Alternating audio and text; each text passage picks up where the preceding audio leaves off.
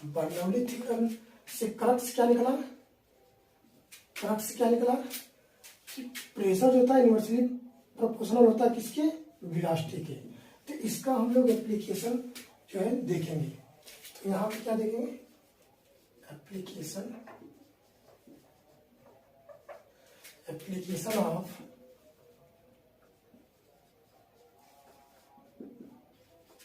Bernoulli theorem. ठीक है, application of Bernoulli theorem. तो बर्नौली थ्योरम ये हम लोग कहाँ पे इसका अप्लाई जो एप्लीकेशन देखते हैं? एरोप्लेन में। किसमें? एरोप्लेन के उड़ने में। तो ये क्या होता है? How to aeroplane fly.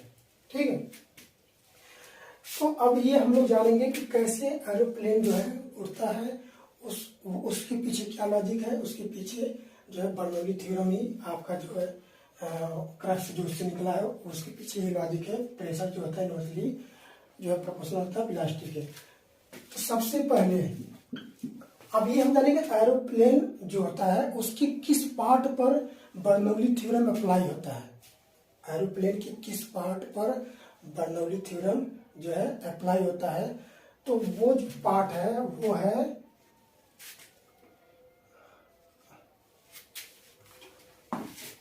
आपका एरोप्लेन विंग्स। ठीक है, यानी एप्लीकेशन जो होता है किसका? बर्नौली थ्योरम का जो एप्लीकेशन होता है, वो जो एप्लीकेशन का मतलब उसका जो यूज होता है वो कहाँ पे होता है? एरोप्लेन के विंग्स पर। तो एरोप्लेन का जो विंग्स है, जस्ट लाइक हम यहाँ बताना चाहेंगे, ये एरोप्लेन आपका जैसे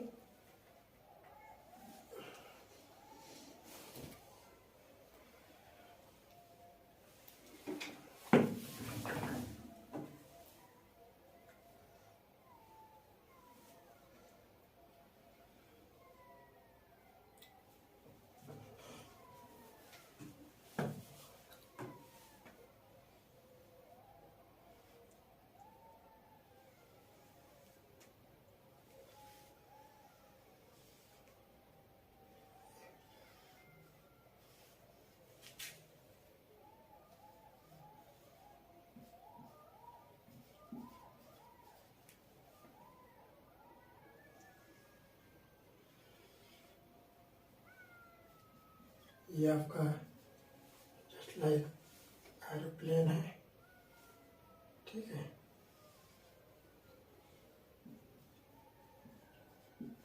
है, ये आपका क्या है? एरोप्लेन है। ठीक है, तो अब हम इसमें ये जानेंगे कि एरोप्लेन विंग्स, ये आपका एरोप्लेन विंग्स है। ये क्या है? Aeroplane wings. ठीक है, तो एरोप्लेन विंग्स में हम लोग जो है एयरफॉइल की बात करेंगे। एयरफॉइल बोलेंगे या एरोफॉइल? तो ये होता क्या है? तो एरोफॉइल, यहाँ पे एक स्टेटमेंट आपका यहाँ से आ जाएगा। कौन सा? एयरफॉइल बोलिए या एरोफॉइल। ये क्या होता है? ये होता है इट इज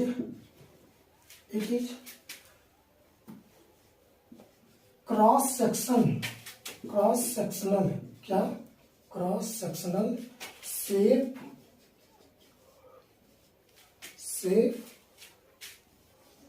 ऑफ विंग्स। ठीक है, यानी विंग्स, ये विंग्स है, इसकी विंग्स का जो क्रॉस सेक्शनल शेप है उसी को हम बोलेंगे एयरफॉइल या एरोफॉइल। अब ये क्रॉस सेक्शनल ये क्या चीज है? तो ये चीज आप अच्छी तरह से इसको यहाँ पे देख लीजिए। ये क्रॉस सेक्शनल क्या है? जस्ट लाइक ये आपका कोई ये सिलेंडर है, कोई ये क्या है? सॉलिड सिलेंडर है। ठीक है, ये क्या है? सॉलिड सिलेंडर है। अगर हम इसको बीच से कट करते हैं तो कट करने के बाद आपका जो आएगा बन के हमारे सामने, ठीक है, ये जस्ट लाइक बन के आएगा। ठीक है, कट करने के बाद ये बनकर आएगा। तो ये कट करने के बाद ये जो ये जो क्रॉस सेक्शन आता है एरिया, ये जो क्रॉस सेक्शन एरिया आता है, ये जो कट कर भाग जो हमें दिखता है उसी को बोलते हैं क्रॉस सेक्शन एरिया। जो हमें काटने के बाद जो हमें सरफेस दिखता है, कटा हुआ प्लेन जो दिखता है, वो इसी को हम बोलते हैं, उसी की एरिया को ही बोलेंगे क्रॉस सेक्शनल एरिया। तो इसी तरह जो विंग्स है, विंग्स इस तरीके से बना हुआ है। तो जब हम इसको साइड से देखेंगे, जब इसको हम साइड से देखेंगे तो ये पहले हम इसको 3D बना दे रहे हैं। इसको हम 3D बनाना चाहेंगे तो 3D आपका यहीं पे बना देता हूँ मैं। नहीं, इसको थोड़ा सा इधर बना देता हूँ, ठीक है। ये यहाँ पे, चलिए इसी में हम बना दे रहे हैं आपका 3D थोड़ा सा बना दे रहे हैं इसी में। ये आपका जो है 3D बन जा रहा है, ठीक है। ये आपका क्या बन जा रहा है, 3D। तो जब आप साइड से देखेंगे तो अगर हम मान लीजिए यहाँ से इसको कट करते हैं, यहाँ से इसको अगर आप कट करेंगे, सपोज दैट यहाँ पे देखते हैं, अच्छा ठीक है। अगर आप इसको कट करेंगे तो ये कैसा दिखेगा हम बताना चाहेंगे। ये जस्ट लाइक ऐसा उभार टाइप है। ये कैसा है, उभार टाइप है। ये उभार टाइप है, ये ऐसा है और नीचे फ्लैट है, उभार टाइप है, ठीक है। तो जब आप कट करेंगे, कट करने के बाद जो सेक्शन आएगा वो जस्ट लाइक ऐसा आएगा, जस्ट लाइक ऐसा सेक्शन आएगा। तो इसी सेक्शन को ही हम बोलते हैं एयरफॉइल। जब हम यहाँ से कट करेंगे तो जो हमें सेक्शन दिखेगा, जो हमें भाग दिखेगा, कटा हुआ प्लेन दिखेगा, वो कैसा दिखेगा, जस्ट लाइक ऐसा। इसी को हम क्या बोलेंगे, एयरफॉइल या एरोफॉइल, ठीक है। तो यहाँ पे क्या है, ये एरोफॉइल, इसी को क्या बोलेंगे हम लोग, एयरफॉइल, ठीक है। तो टेक अ स्क्रीनशॉट, ओके, ठीक है। अब थोड़ा सा हम ये निकालना चाहेंगे, थोड़ा सा स्पेस कम है हमारे लिए।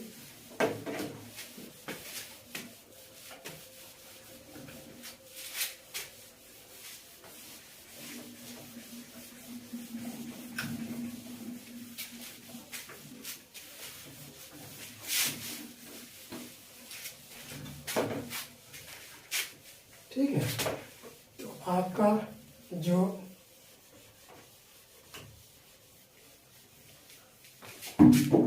चलिए ओके। अब देखिए, तो हमने क्या अभी तक क्या बताया, अभी तक हमने बर्नौली थ्योरम का जो क्रक्स है, क्रक्स क्या निकला बर्नौली थ्योरम का, बर्नौली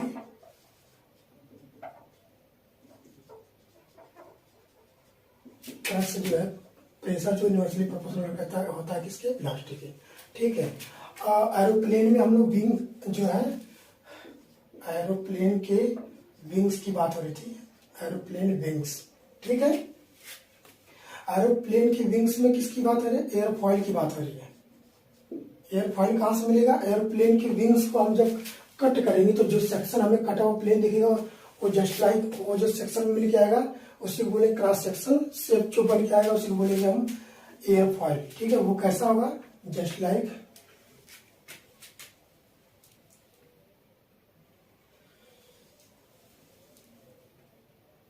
ठीक है, ये शेप आपका रहेगा, ठीक है। जस्ट लाइक आपका जो शेप आपका रहेगा, थोड़ा सा ज्यादा कर्व हो गया है,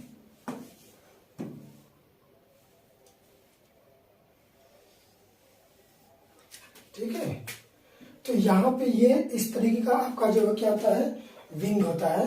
विंग का जो जब हम कट करेंगे तो जो सेक्शन आएगा प्लेन वो हमें जस्ट लाइक ऐसा दिखेगा, यही क्या आपका है, एयरफॉइल है, ठीक है। अब यहाँ पे देखिए, इसका थोड़ा से आपको मैंने अभी शुरू में ही बताया था कि धारा रेखी प्रवाह, स्ट्रीमलाइन फ्लो में आपका एयर क्या होती है, ट्रेवल करती है।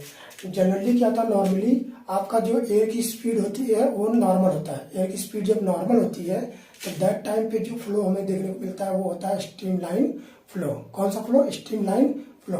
अगर आपका स्पीड बढ़ जाता है एयर का, जैसे भाउंडर वगैरह अगर आपका आ गया तो वहाँ पे क्या होता है कि उसकी वेलोसिटी जब बढ़ जाती है तो उसकी वजह से जो फ्लो देखने को मिलता है वो टर्बुलेंट फ्लो दिखता है, ठीक है। समझ रहे हैं, टर्बुलेंट फ्लो का मतलब जो पार्टिकल्स का जो डायरेक्शन होता है वो फिक्स नहीं रहता है, जस्ट कि किस डायरेक्शन में उनको फ्लो होना है, ठीक है। लेकिन जो स्ट्रीमलाइन फ्लो है उसको बोलेंगे लेमिनार फ्लो। तो वो क्या होता है, उसकी जो मॉलिक्यूल्स होते हैं किसी एक पाथ को फॉलो करते हैं। तो वो लिमिनार फ्लो उसी को बोलते हैं स्ट्रीमलाइन फ्लो। ठीक है, ओके।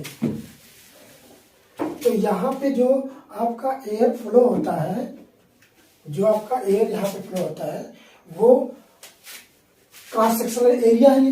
ये कौन सा क्रॉस सेक्शनल शेप है ये? तो इस क्रॉस सेक्शन शेप यानी एयर फॉइल के क्रॉस होने से पहले, ये एयर फॉइल है, तो इसका हमने नाम किया जाए एयर फॉइल। तो एयर फॉइल के क्रॉस होने से पहले, एयर फॉइल के क्रॉस होने के बाद, ये चीजें हम थोड़ा से एनालिसिस करेंगे। तो एयर जो है, एयर फॉइल के पहले जो आती है, एयर फॉइल के पहले जब आती है, इससे स्ट्राइक होती है तो क्या होता है? Just like streamline flow. Streamline flow है मतलब ये आपका, ये क्या है? स्ट्रीमलाइन फ्लो है। ये क्या है? Streamline flow.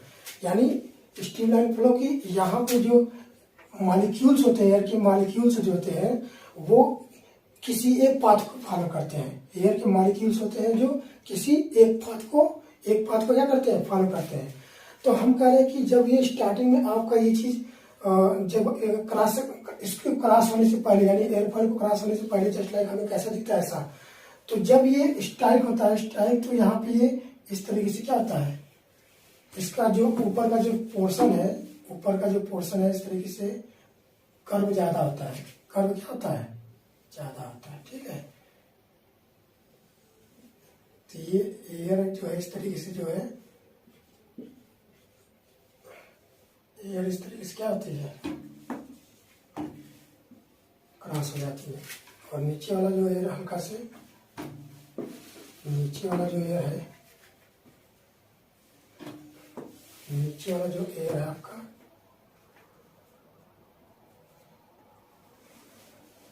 ठीक है। चलिए, कुछ थोड़ा ज्यादा बड़ा हो गया था। अब देखिए, तो यहाँ पे ये इस तरीके से थोड़ा जो है, ये सीधे जो है इस तरीके से निकल जाएंगे। ठीक है, इस तरीके से सीधे निकल जाएंगे। चलिए देखिए, तो ये क्या है आपका? ये एयर फॉइल है। ये क्या है? एयर फॉइल है। एयर फॉइल के पहले हम देखेंगे तो जो आपका एयर होता है वो स्ट्रीमलाइन फ्लो में दिखता है, यानी कि यहाँ पे आपका एक लेयर फॉर्म में जो है एयर क्या हो रही है? फ्लो हो रही है। तो यहाँ पे हम एक ये वाला पाथ ले रहे हैं, यहाँ पे एक ये वाला पाथ ले रहे हैं, ये वाला और ये वाला। तो यहाँ पे मैं एक मॉलिक्यूल से यहाँ ले रहा हूँ, एक मॉलिक्यूल से यहाँ ले रहा हूँ, और दोनों की वेलोसिटी क्या है? सेम है। वेलोसिटी क्या है? दोनों की वेलोसिटी सेम है, दोनों मॉलिक्यूल्स की। ठीक है। कब? एयर फॉइल के क्रॉस होने से पहले जो इन दोनों क्योंकि एक मॉलिक्यूल से ये अलग पाथ से चल रही है, और दूसरा जो मॉलिक्यूल से लिया हूँ अलग दूसरे पाथ से चल रही है, लेकिन दोनों क्या है? इस समय दोनों एक साथ है, तो उनकी वेलोसिटी मैंने भी ले लिया। तो होता क्या है कि एयर फॉइल को क्रॉस होने के बाद भी, ये क्या होते हैं? दोनों ये दोनों क्या होते हैं? एक साथ जो है निकलते हैं। ठीक है, तो इनकी भी वेलोसिटी क्या होती है? भी। तो इसी को बोलते हैं स्ट्रीमलाइन फ्लो। इसी को क्या बोलते हैं? Streamline flow. यानी क्रॉस होने से पहले भी वेलोसिटी जो दोनों की साइमल्टेनियस जो है क्या होती है? एक साथ जो है सेम होती है, और निकलते भी हैं तो उस टाइम भी वेलोसिटी क्या होती है? सेम होती है। तो हम स्ट्रीमलाइन फ्लो को, ये भी हो गया कि वेलोसिटी पहले क्रॉस होने से पहले और क्रॉस होने के बाद वेलोसिटी क्या होती है? सेम होती है। और एक चीज, अगर मान लीजिए ये मॉलिक्यूल्स, ऊपर वाला मॉलिक्यूल्स या ऊपर वाला पार्टिकल्स अगर कुछ समय बाद यहाँ पे अगर आ जाती है, तो उसी टाइम में ये आपका जो ये वाला मॉलिक्यूल्स है, ये कहाँ पे आ जाएगी? जस्ट इसके नीचे, जस्ट इसके क्या आ जाएगी? नीचे आ जाएगी। ठीक है। उसी तरह कुछ टाइम के बाद मान लीजिए यहाँ पे आई, तो उतने समय पे ये भी मॉलिक्यूल्स क्या आ जाएगी? यहाँ पे इसके करस्पॉन्डिंग में आ जाएगी। ठीक है। तो किसी न किसी तरीके से ये दोनों की वेलोसिटी क्या होती है? फाइनली जब क्रॉस होकर निकलती है वेलोसिटी, फिर भी वही हमें देखने को सेम मिलती है। ठीक है। तो इसका मतलब यहाँ से इस पार्टिकल को लेके इस पार्टिकल को यहाँ से यहाँ तक ट्रेवल करने में टाइम जो लगता है वो, और इस पार्टिकल को यहाँ से यहाँ तक जो ट्रेवल करने में टाइम लगता है वो तो सेम है, लेकिन इस पार्टिकल का जो है जो पाथ है वो क्या है? स्मॉल है। क्या है? इस मॉलिक्यूल्स का जो पाथ है वो स्मॉल है, क्योंकि यहाँ पे नीचे क्या है, लगभग अप्रोक्स फ्लैट होता है। क्या होता है? फ्लैट। तो नीचे वाले मॉलिक्यूल्स को दूरी कम तय करनी पड़ती है और उसी समय में ऊपर वाले मॉलिक्यूल्स को दूरी ज़्यादा कवर करनी पड़ती है, क्योंकि ऊपर कर्व शेप दिया जाता है। कर्वेचर जो होता है उसका जो है राउंड शेप ज़्यादा होता है, ठीक है, राउंड ज़्यादा किया होता है। तो टाइम तो सेम है, लेकिन डिस्टेंस जो है, जो पाथ है, जो डिस्टेंस है नीचे वाले मॉलिक्यूल्स की कम है और ऊपर वाले मॉलिक्यूल्स की ज़्यादा है, due to shape of aerofoil, due to shape of aerofoil. तो लेकिन हमेशा जब देखेंगे तो इनकी जो ये इसको बोले क्या नाम है, करस्पॉन्डिंग एक दूसरे के जो साथ जा रहे हैं, हमेशा एक दूसरे के क्या रहेंगे, साथ रहेंगे, ठीक है। तो फाइनली हुआ क्या, स्ट्रीमलाइन फ्लो का मतलब ये है कि क्रॉस होने से पहले जो वेलोसिटी है वही क्रॉस होने के बाद, एयरफॉइल के क्रॉस होने से पहले जो वेलोसिटी वही एयरफॉइल को क्रॉस करने के बाद वही वेलोसिटी होगी, ठीक है। तब जो नीचे वाली की मॉलिक्यूल्स की जो क्या नाम है, सॉरी, जो नीचे वाली मॉलिक्यूल्स की जो डिस्टेंस है वो कम है एज कंपेयर टू अपर वाली मॉलिक्यूल्स, ठीक है, क्योंकि ऊपर वाला क्या है, कर्व शेप दिया गया है।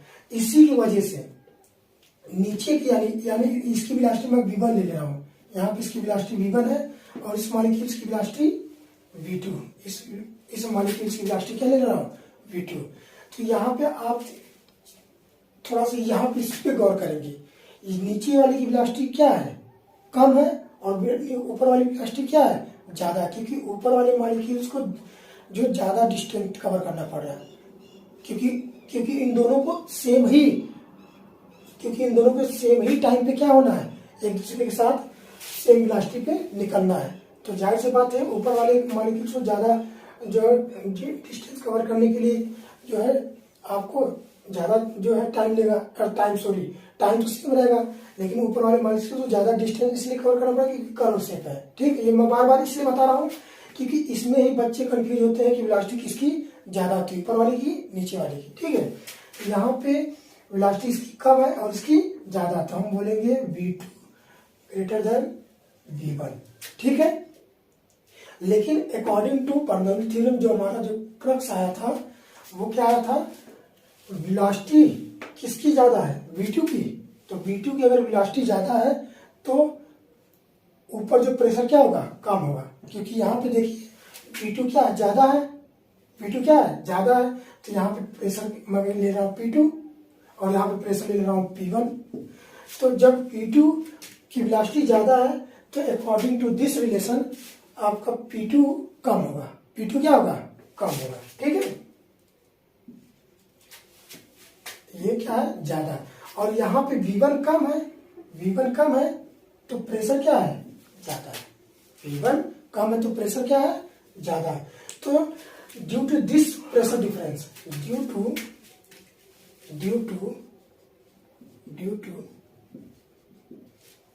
this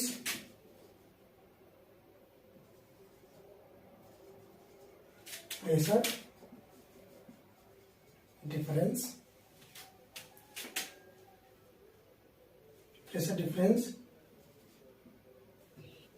force is created,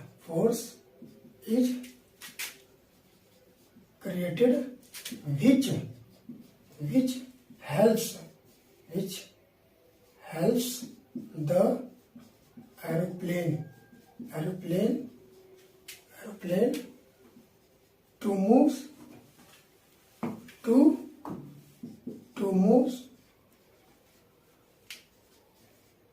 upward direction, ठीक है। तो यहाँ पे मेन जो है कंक्लूजन क्या निकला कि फाइनली क्या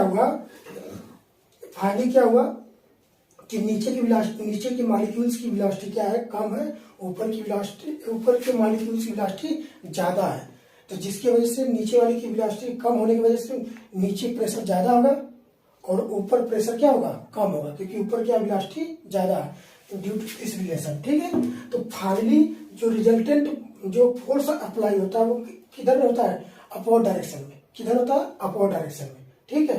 क्योंकि इस फोर्स की वजह से मान लीजिए, इस प्रेशर की वजह से मान लीजिए ये फोर्स ऐसे लग रहा है और इस प्रेशर की वजह से फोर्स ऐसे लग रहा है, तो फाली जो नेट फोर्स है वो क्या है, वो अपवर्ड डायरेक्शन में लगेगा। वो कहाँ लगेगा, ऊपर लगेगा। क्यों, क्योंकि ऊपर वाला फोर्स कम है as compare to below force. ठीक है, तो फाली ये क्या होता है, ये आपका एरोप्लेन क्या होता है, टेक ऑफ, यानी ये एरोप्लेन क्या होता है, आराम से उड़ जाता है। ठीक है, तो फाइनली क्या होगा, हमने ये जाना कि इस प्रेशर डिफरेंस की वजह से हमें ये क्या देखने को मिला, force is created which helps the aeroplane to move upward direction. ठीक है, तो यही आपका जो है प्रिंसिपल इसमें अप्लाई इसी तरीके से होता है। मेन एरोफॉइल ही है, एरोफॉइल ही पे यानी कि विंग्स के जो क्रॉस सेक्शनल शेप है, जो क्रॉस सेक्शनल एरिया का जो शेप है उसी को हम एरोफॉइल बोलेंगे। और एरोफॉइल से ही आपका जो जस्ट लाइक ऐसे जब जाता है क्या आपका स्ट्रीमलाइन फ्लो में जब जो एयर ट्रेवल करती है तो ये चीजें हमें देखने को मिलती है। ठीक है, अब देखिए आपका तो एरोप्लेन लाइन जो है टेक ऑफ कर गया, आपका एरोप्लेन जो उड़ गया, तो अब उसके पीछे थोड़ा सा ये चीज ये कब अप्लाई होती है, ये सब सारी चीजें कब होती हैं, अब ये थोड़ा हम जानेंगे। ठीक है, तो ठीक है, अब थोड़ा सा हम चले आएंगे यहाँ पे।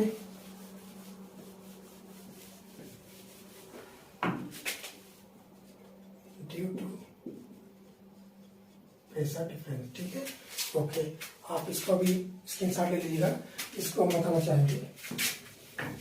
यहाँ पे लिख लीजिए moves upward direction, upward direction. ठीक है, ओके।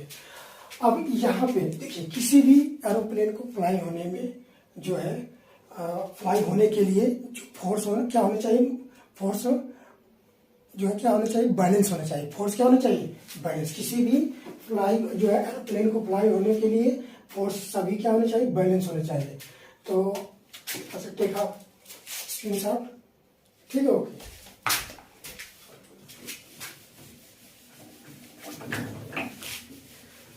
बस आपका आगे ये चीजें हम देखने को मिल रहा है क्या है यहाँ पे।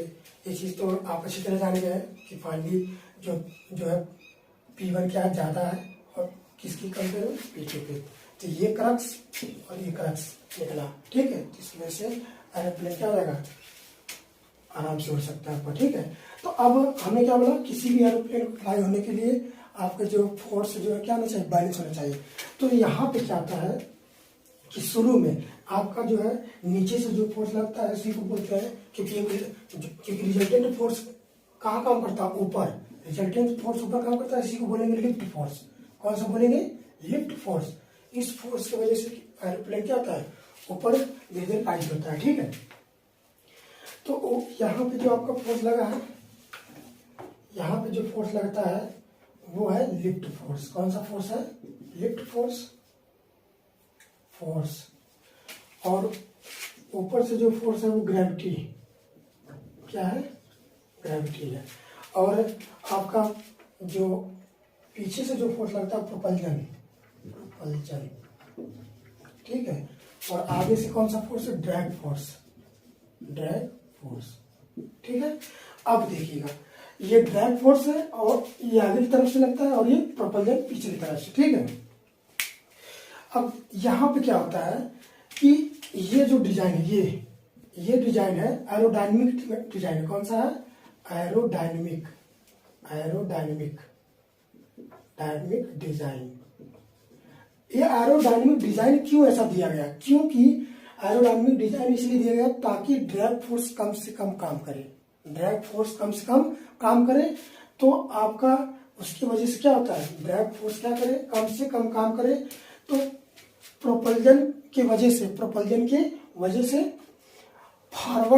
फॉरवर्ड एक्सीलरेट होता है। क्या, आपका एरोप्लेन फॉरवर्ड एक्सीलरेट होता है। ठीक है, क्यों, क्योंकि एरोडायनेमिक डिजाइन की वजह से हमारा ड्रैग फोर्स क्या है, बहुत कम हो गया। कम से कम रखने का हम लोग प्रयास करते हैं, जिसकी वजह से प्रोपल्जन की वजह से जो है आपका एरोप्लेन क्या हो सके, फॉरवर्ड डायरेक्शन में एक्सीलरेट हो सके। तो सबसे पहली बात एरोडायनेमिक डिजाइन देने की वजह से ड्रैग फोर्स जो होता है बहुत ही कम हो जाता है, जिसकी वजह से प्रोपल्जन फोर्स जो लगता है पीछे से वो फॉरवर्ड डायरेक्शन में इसको क्या करता है, एरोप्लेन को एक्सीलरेट करता है। तो जब ये धीरे धीरे फॉरवर्ड डायरेक्शन में एक्सीलरेट होता है तो उसी समय हम यहाँ पे स्लैब्स और क्या होता है, फ्लैप्स और स्लैट्स क्या होता है, ये इसमें लगा होता है flaps and slats, flaps and slats. तो ये जब क्या होता है, जब ये ऊपर राइज होता है, अभी क्या हुआ, एक्सीलरेट आगे हो गई, आगे एक्सीलरेट हो गई प्लेन, अब इसको उठना है, तो उठने के लिए अभी आगे तो एक्सीलरेट हो गई प्लेन, तो अब इसको उठने के लिए फ्लैप्स और स्लैट्स, ये क्या होता है, ये किनारे किनारे से इसमें विंग से निकलते हैं, ऐसे जस्ट लाइक इस तरीके से निकलते हैं, ठीक है। फ्लैप्स एंड स्लैट्स एक्सटेंड यानी फैलते हैं डाउनवर्ड डायरेक्शन यानी नीचे की तरफ। तो फ्लैप्स एंड स्लैट्स क्या होता है, विंग से निकलते हैं और ये नीचे की तरफ, कैसा, ऐसा नीचे की तरफ, ये क्या होता है, ऊपर का सरफेस एरिया क्या होता है, बढ़ाने के लिए फ्लैप्स एंड स्लैट्स क्या होते हैं, बाहर एक्सटेंड होते हैं। तो जब ऊपर का सरफेस एरिया जो क्या हो जाएगा, बढ़ेगा, तो जस्ट लाइक आपका ये सब शेप हमें मिलकर आएगा, ठीक है। नीचे का फ्लैट होता है, तो इस तरीके से जब ऊपर का सरफेस एरिया बढ़ जाएगा, तो धीरे धीरे उस पर कौन सा एप्लीकेशन अप्लाई होने लगेगा, यानी कौन सा जो थ्योरम अप्लाई होने लगेगा, बर्नौली थ्योरम।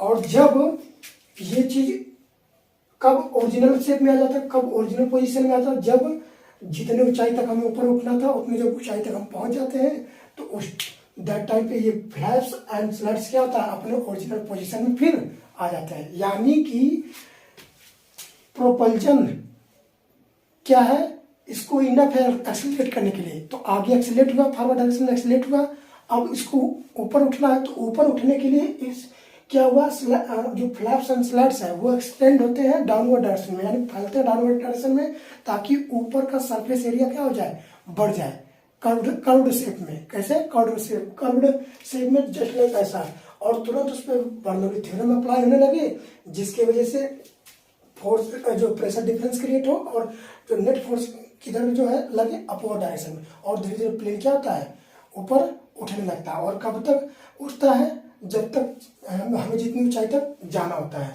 तो दैट टाइम पे जो फोर्स होता है वो ग्रेविटी फोर्स से ज़्यादा होता है, तभी आपका जो है ये क्या होता है, ऊपर लैंड करता है।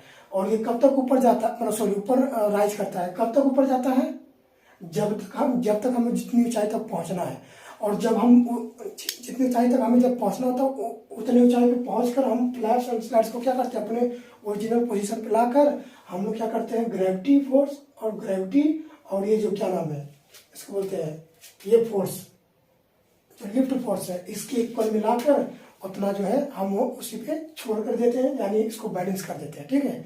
तो finally this is all about Bernoulli theorem and its application, understand, okay. तो आप जो है इसको स्क्रीनशॉट लेना चाहते हैं तो ले सकते हैं, ठीक, ओके। देखिए, हमने आज जो है बर्नौली थ्योरम को अच्छे से जो है डिफाइन किया और उसके एप्लीकेशन के बारे में हम लोग जाने। आप हमसे इसी तरह जुड़े रहिए, और इसी तरह आगे आपको नए नए कंटेंट, नए नए जो है टॉपिक पे आपको वीडियो मिलते रहेंगे।